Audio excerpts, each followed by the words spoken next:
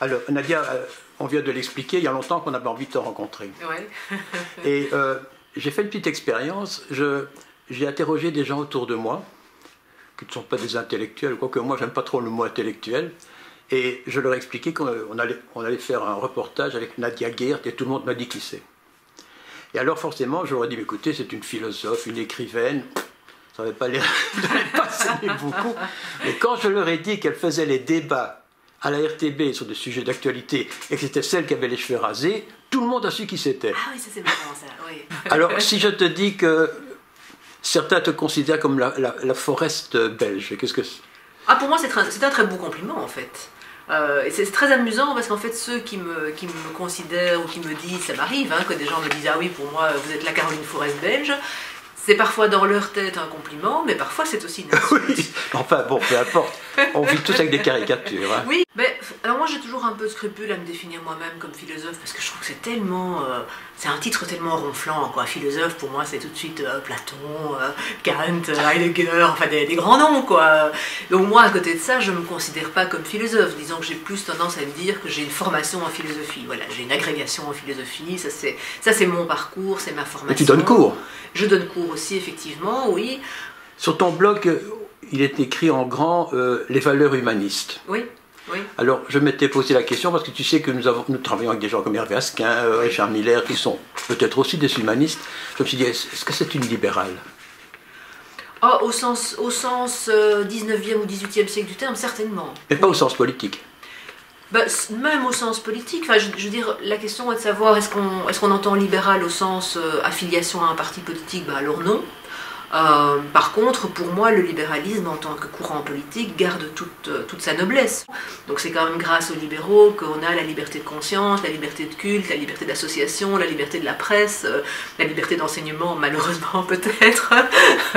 Mais donc, toutes ces libertés-là, ce sont des libertés qui ont été conquises contre un État qui se voulait finalement omnipotent. Mais alors, tu es libéral, laïque, bien sûr. Oui, bien sûr. Est-ce que tu es franc-maçonne?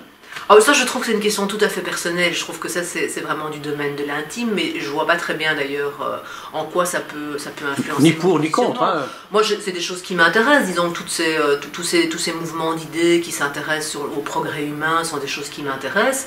Et en même temps, j'ai l'impression, d'après ce que j'en sais, que ce sont des choses tout à fait de l'ordre du parcours individuel qui n'ont pas nécessairement à être publiquement. Parce qu'il y en a qui l'affirment. Hein. Oui, c'est vrai, mais je pense que ça doit rester un choix aussi. Moi, je trouve, voilà, c'est très bien qu'il y ait des gens qui disent j'en suis, c'est très bien qu'il y ait des gens qui disent j'en suis pas, et c'est très bien qu'il y ait des gens qui disent ça regarde que moi. Voilà, liberté là aussi. Ok, parfait. Alors, si je prends par exemple le premier problème, la liberté de circuler. Oui. Tu as fait tout un article là-dessus que je trouvais. Il déblayait très bien le terrain, je trouve. Il était très intéressant, il était fondamental. Et il était en même temps humaniste, puisque, bon, c'est vrai que l'immigration, c'est un vrai problème, mais est-ce que les êtres humains ont le droit de circuler partout, comme les marchandises? Est-ce que ça pose des problèmes ou pas? Alors, c'est une question très compliquée, je suis contente que tu me la poses, parce que c'est justement une de ces questions... Ça me fait rigoler, parce qu'on dit, je vous remercie de me l'avoir posée. Oui, mais c'est vrai, mais c'est vrai parce qu'en plus, c'est une question à propos de laquelle je n'ai pas une opinion tranchée. Bien sûr que dans un monde idéal, ben oui, les gens doivent être libres de quitter leur pays, de s'installer ailleurs, de se dire, oh, quel beau pays que la Chine, le Soudan, l'Angola ou la Suède, je vais m'y installer. Bien sûr. Et donc, il me semble évident que si on garantit la liberté de circulation, nécessairement, et les moyens concrets pour chaque individu de s'installer là où il le veut, nécessairement, on ne va pas assister à des flux massifs vers le Soudan. C'est pas à ça qu'on va assister, c'est au contraire. Mais alors, toutes les portes ouvertes? Voilà, et donc il me semble que l'ouverture totale des frontières, ça n'est tout simplement pas gérable, c'est pas possible. Il y a des gens qui estiment que les illégaux, je parle des illégaux, immigrés qui arrivent en Belgique, il faut les aider, malgré la loi. Alors, moi je trouve que cette question-là, elle est intéressante à appréhender justement avec des concepts, et notamment les concepts de droit et les concepts de morale, qui pour moi ne se recouvrent pas et ne doivent pas se recouvrir. Je crois que le plus propre d'une démocratie, c'est que le droit et la morale, c'est pas la même chose. Le droit ne prétend pas régler toutes les questions morales, heureusement. C'est la vie en société, le droit. Oui, voilà, c'est ça, exactement. Et donc, autant je trouve essentiel qu'un État édicte des lois, qui conditionne l'entrée dans un pays, parce qu'il est normal que tout État veuille savoir qui s'établit sur son territoire, délivre des conditions d'obtention de la nationalité, des choses comme ça. Je trouve que c'est parfaitement normal dans le cadre d'un État. Ça, c'est de la politique, c'est du droit. Autant, je trouve que chaque individu doit se sentir concerné d'un point de vue éthique par la situation de ces gens qui aujourd'hui dorment dans le froid et pour certains risquent de mourir de faim ou de froid si on ne fait rien. Alors la loi est mal faite? Mais alors en tout cas, la loi aujourd'hui ne résout pas le problème. Ça ne résout rien et surtout je me refuse à avoir un jugement carré comme j'ai pu en entendre sur la politique du gouvernement. Parce que d'abord, je trouve que ceux qui comparent ça au nazisme, etc., sont vraiment dans l'amalgame et dans le complet. Ça n'est pas comparable pour moi. Et puis, comme je l'ai dit, en fait, le gouvernement belge, en gros, ne fait rien d'autre que d'appliquer la législation européenne. Et donc, moi, ce qui me met mal à l'aise, c'est que j'ai l'impression qu'on tire à boulet rouge maintenant sur Theo Franken. D'abord parce que du point de vue de son usage de Twitter, il est absolument lamentable, ça il faut bien le reconnaître. Et ensuite parce que c'est un gars de la NVA. Et que donc c'est très confortable quand on est un francophone de gauche de dire « Ouh, le vilain NVA, quelle politique fascisante, etc. etc. » Mais je ne pense pas que les politiques socialistes aient été fondamentalement différentes. Donc tu es une philosophe qui dit moi, je ne sais pas ce qu'on peut faire. Oui, dans ce cas-là, je trouve que c'est très compliqué parce qu'on est au carrefour, comme je disais, entre une position humaniste et éthique qui vise à dire aucun être humain ne devrait être contraint de dormir dans le froid et de risquer sa vie pour avoir un niveau de vie décent. Et d'un autre côté, un principe de droit qui me paraît aussi fondamental, qui est de dire qu'un État doit pouvoir, ne serait-ce que savoir qui est sur son territoire, et quelles conditions il doit remplir pour bénéficier du statut de citoyen dans ce pays. Tu es membre, ou peut-être même présidente, je ne sais pas, de Résistance. Hein? Je l'ai été, c'est fini. Tu l'as été, voilà, c'est ça. Oui. Une question un peu ambiguë. Résistance, c'est un observatoire qui vérifie s'il n'y a pas l'extrême droite qui vient montrer le bout de son nez, l'extrême gauche peut-être aussi, mais enfin dans ce cas-ci, c'est plutôt l'extrême droite. Oui, oui. Est-ce qu'un parti populiste est un parti d'extrême droite? Non, pour moi, c'est pas la même chose. Ceci dit, bon, je ne suis plus membre de Résistance depuis une dizaine d'années maintenant, je crois, hein, donc c'est vraiment une affaire ancienne. Mais pour moi, populisme et extrême droite, c'est pas la même chose. Les discours populistes, on les retrouve d'ailleurs aussi à l'extrême gauche. Hein. Le populisme, en fait, c'est quoi? C'est le fait de caresser, je dirais, l'électeur dans le sens du poil en lui disant, voilà... Est-ce que tout le monde ne fait pas ça? Mais alors, oui, dans une certaine mesure, oui. C'est-à-dire que, non, il y a quand même dans le populisme une dimension... peut-être particulière qui consiste en la peur ou en la méfiance vis-à-vis des élites. C'est-à-dire qu'il y a cette idée que le petit peuple a une espèce de bon sens qu'il faut savoir écouter et que les élites actuelles, en ce compris les élites politiques, n'écoutent pas. C'est faux ou c'est vrai? Je pense que c'est dangereux. Ma grand-mère avait beaucoup de bon sens, elle ne faisait pas de politique. Oui, mais moi aussi j'ai du bon sens. Alors que, d'un point de vue populiste, je serais assimilée à l'élite plutôt qu'à la classe populaire. Tu es une laïque, hein. Ça c'est le moins qu'on puisse dire à fond. Oui. Il y a beaucoup d'électeurs, il y a beaucoup de spectateurs français qui suivent nos émissions. Actuellement, ça fait je crois 40% quand même. Eux ne connaissent pas ce problème. Nous avons en Belgique des écoles catholiques, musulmanes, des écoles religieuses. En France, ça n'existe pas. Ça existe, hein, mais ce sont des écoles sous contrat. Oui, et c'est pas important. L'école catholique en Belgique, elle prédomine par rapport à l'école officielle.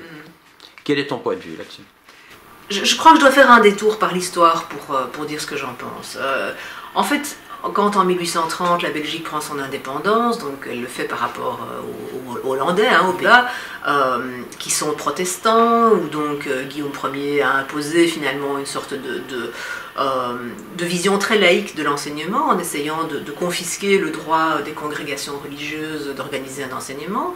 Et donc du coup, quand les Belges prennent leur indépendance, il y a une politique d'unionisme, comme on l'appelle à l'époque, hein, qui est vraiment l'union donc entre le Parti libéral et le Parti catholique, qui vont décider ensemble, main dans la main, de promouvoir et de promulguer dans la Constitution ce qu'on appelle la liberté d'enseignement. Donc l'enseignement est libre, c'est-à-dire que n'importe qui peut ouvrir une école.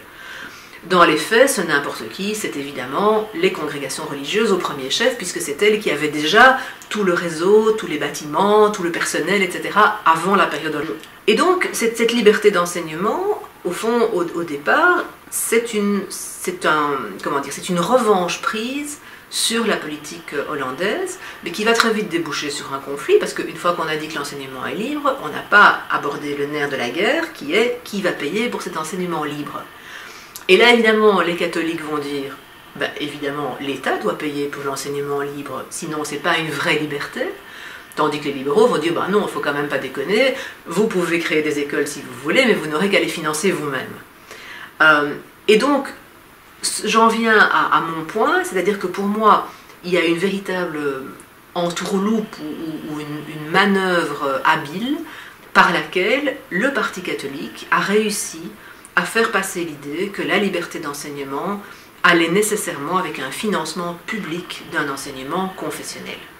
Alors, ça dépend des écoles, évidemment. Il y a des écoles qui, je dirais pour des raisons de fréquentation essentiellement, ont dû mettre un petit peu en veilleuse leur caractère confessionnel, parce que c'est clair que quand on est une école catholique ancrée en plein cœur de Saint-Josse, ben, il y a plus d'enfants musulmans qui fréquentent cette école que d'enfants catholiques. Donc on met peut-être la dimension catholique en veilleuse, on est plus écuménique, voilà.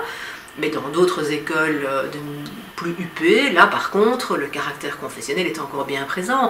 Et moi j'ai quand même un problème, de par mon attachement à la laïcité, à ce que l'État, ou les communautés, ici en Belgique, financent un enseignement qui n'est pas l'enseignement de tout. Mais tout cet enseignement religieux n'ouvre pas la porte à l'enseignement musulman? Mais évidemment, bien sûr. Avec les dangers que ça peut représenter? Évidemment, c'est-à-dire qu'on est dans un système aujourd'hui, donc je parlais tout à l'heure de statu quo, de modus vivendi, etc. Mais en même temps, puisqu'on garantit la liberté d'enseignement, de toute évidence, ben, les musulmans l'ont bien compris, ou en tout cas la frange la plus réactionnaire, la plus fondamentaliste, a dit, ben, qu'à cela ne tienne, nous allons nous aussi créer des écoles islamiques. Avec des femmes voilées pour donner des cours et tout. Voilà, et on n'a pas d'outils pour les en empêcher. Je veux dire, ça leur est parfaitement permis par la Constitution, ils auraient bien tort de s'en priver.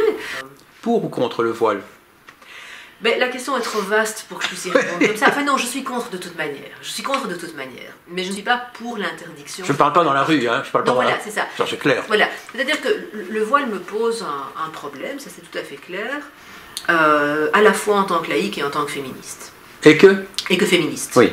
Donc, en tant que laïque, il me pose problème au sens où j'estime que dans certaines fonctions, on n'a pas à imposer la vision, enfin, à communiquer aux autres ses convictions, qu'elles soient d'ailleurs politiques ou religieuses. Pas d'ostentation.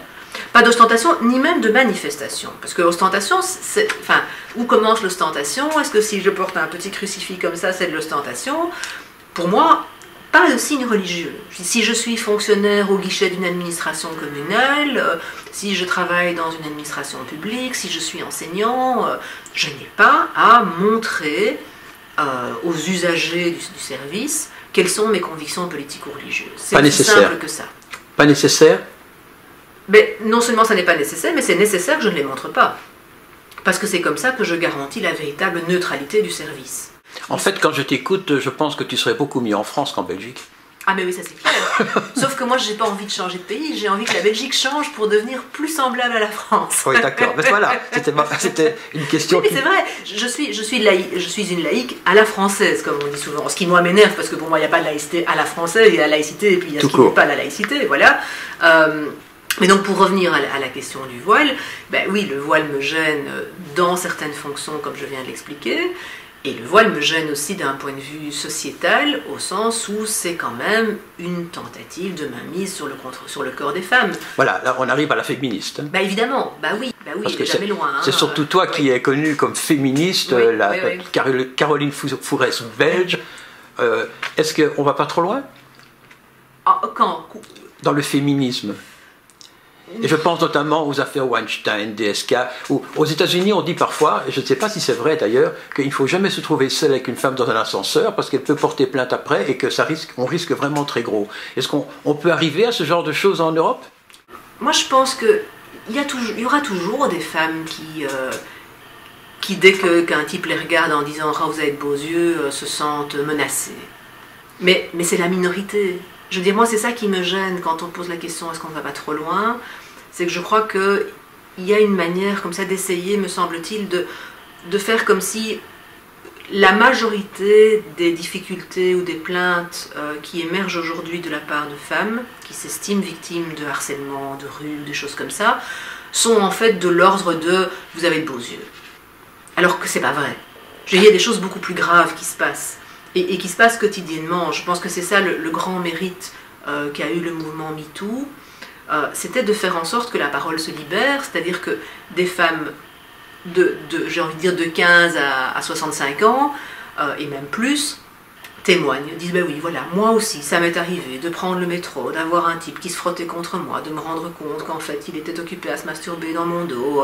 C'est des choses que toutes les femmes ont vécues, ça. Je pense qu'un homme, s'il rentre d'une soirée avec des amis à 3 h du matin, il ne se demande pas, tiens, est-ce que je vais prendre cette rue-là ou telle autre? Est-ce que je n'attendrai pas que mon copain s'en aille aussi, comme ça on est deux pour aller jusqu'au métro? Est-ce que j'aurais pas mieux fait de mettre un pantalon noir plutôt qu'un blanc? C'est des questions qui ne viennent pas à l'esprit des hommes. Ce qui ne veut pas dire qu'un homme n'est jamais agressé. Non, bien sûr. Mais un homme n'est jamais agressé par un groupe de femmes parce qu'il est un homme. Dis-moi, je rêve de ça depuis longtemps, mais ça m'est jamais arrivé. Je te souhaite que ça t'arrive, comme ça tu en rêveras peut-être un peu moins.